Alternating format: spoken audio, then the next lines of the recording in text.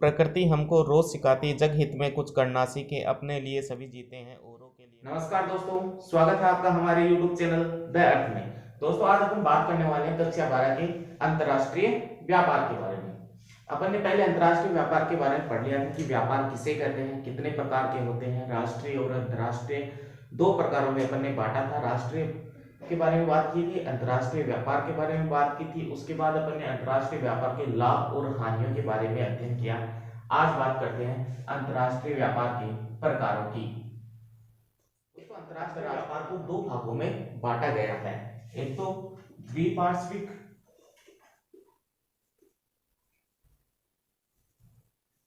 एक बहुपार्श्विक।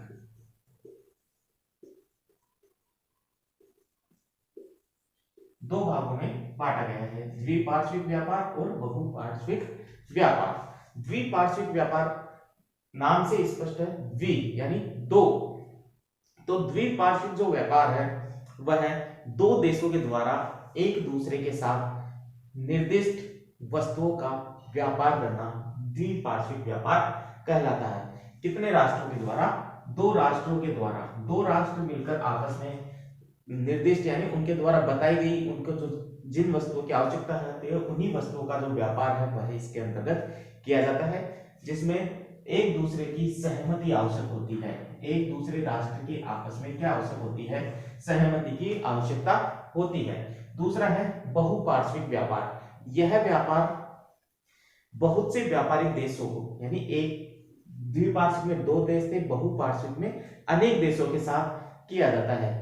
इनमें विश्व का कोई भी राष्ट्र अपने व्यापारिक साझेदार को सर्वाधिक पसंदीदा राष्ट्र भी घोषित कर सकता है, उसकी श्रेणी भी दे सकता है।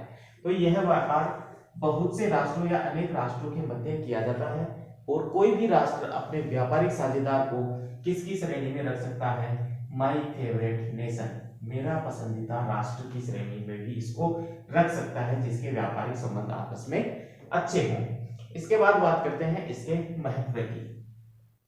अंतर्राष्ट्रीय व्यापार के तो अंतर्राष्ट्रीय व्यापार उत्पादन में विशिष्टीकरण का क्या होता है?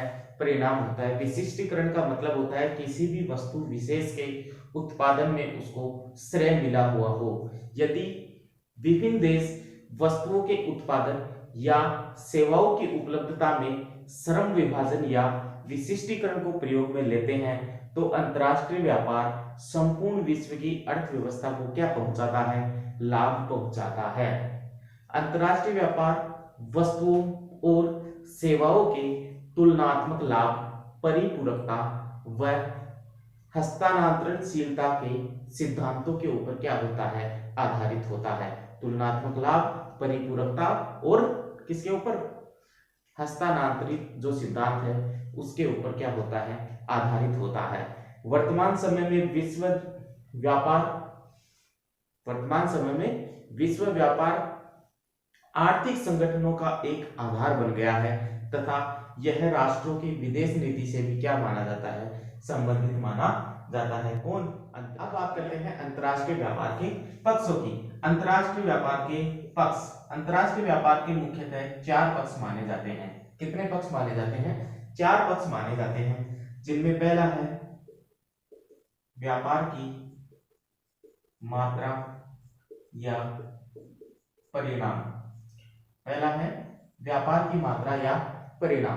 दोस्तों, व्यापार की जाने वाली वस्तुओं का जो वास्तविक भार होता है उसे ही क्या माना जाता है? व्यापार की मात्रा या व्यापार का परिणाम माना जाता है। किंतु वस्तुओं की मात्रा कभी भी वस्तुओं के मूल्य या उनका सूचक नहीं हो सकती।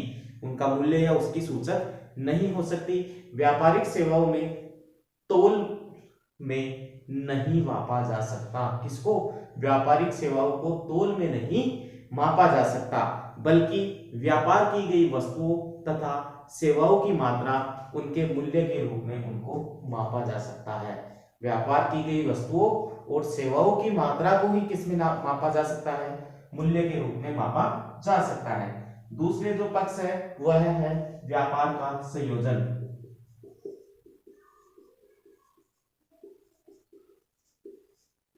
व्यापार का संयोजन। दोस्तों, 20वीं शताब्दी में विश्व के विभिन्न देशों द्वारा आयातित व निर्यातित यानी मंगवाई गई या भेजी गई वस्तुओं तथा सेवाओं के प्रकार में उल्लेखनीय रूप से जो है परिवर्तन अनुभव किया गया। प्रारंभ में जो अंतर्राष्ट्रीय व्यापार है उसमें प्राथमिक जो उत्पाद है उनकी अधिक महत्व हुआ करता था, उनका अधिक महत्व था, लेकिन धीरे धीरे समय के साथ साथ इनका स्थान विनिर्मित वस्तुओं ने ले लिया। वर्तमान में विश्व व्यापार में सर्वाधिक जो योगदान है वह विनिर्माण क्षेत्र का है, जबकि कुल विश्व व्यापार को देखा जाए तो सेवा क्षेत्र का जो प्रतिशत है, जो भागीदारी है। अगला जो पक्ष है वह है व्यापार की दिशा। दोस्तों 18वीं शताब्दी तक विनिर्मित व मूल्यवान वस्तुओं को विश्व के वर्तमान विकासशील राष्ट्र यूरोपीय देशों को निर्यात करते थे। 19वीं शताब्दी तक आते आते यूरोपियन देशों ने उपनिवेशों से खाद्य पदार्थों तथा कच्चे माल का क्या करते थे, आयात करते थे, उनसे मंगवाते थे, जिसके बदले में वे उन्हें विनिर्मित या तैयार माल भेजते थे। क्या भेजते थे? विनिर्मित और तैयार माल भेजते थे।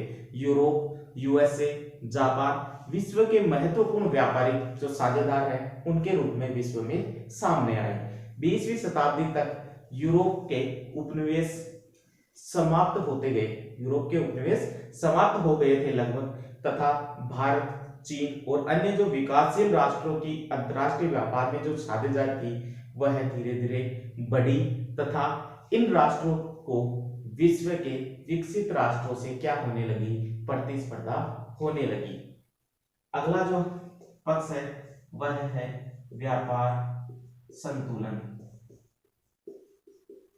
व्यापार संतुलन दोस्तों किसी देश के आयात के साथ, किसी देश के आयात व निर्यात दोनों के मूल्यों में समानता उस देश का व्यापार संतुलन कहा जाता है। अपन ने अंतर्राष्ट्रीय व्यापार के लाभ पढ़े थे, उसमें अपन ने पढ़े थे मूल्यों में समानता, यानी अंतर्राष्ट्रीय व्यापार के आधार पर मूल्यों की जो समानता है, वस्तुओं के मूल्य में समानता की जो प्रवृत्ति है वह उसमें देखने को मिली थी। उसी प्रकार व्यापार संतुलन क्या होता है? किसी देश के आयात व निर्यात के मध्य मूल्यों में समानता उस देश का व्यापार संतुलन कहलाता है। व्यापार संतुलन को मुख्यतः दो भागों में बांटा जा सकता है। व्यापार संतुलन को कितने भागों में बांटा जा सकता है? दो भागों में। एक तो अनुकूल या धनात्मक, दूसरा है प्रतिकूल या ऋणात्मक। अनुकूल या धनात्मक और प्रतिकूल या ऋणात्मक। तो अनुकूल या धनात्मक क्या है? यदि किसी देश का निर्यात आयात से अधिक है, निर्यात आयात से अधिक है, तो उसे देश के पक्ष में अनुकूल या धनात्मक व्यापार संतुलन कहा जाता है। यानी निर्यात का मूल्य तो क्या होगा?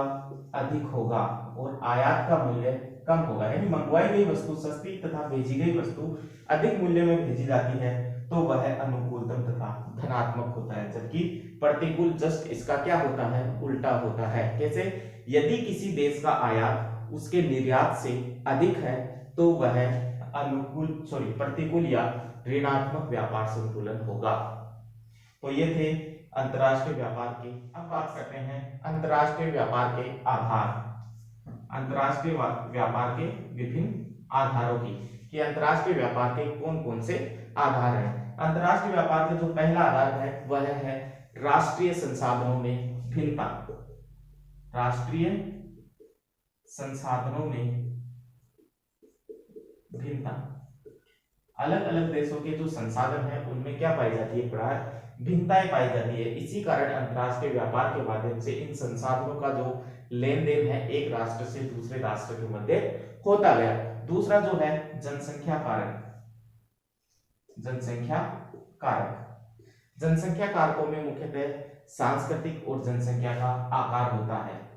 सांस्कृतिक कारक और जनसंख्या का आकार इसके अंदर सम्मिलित किया जाता है।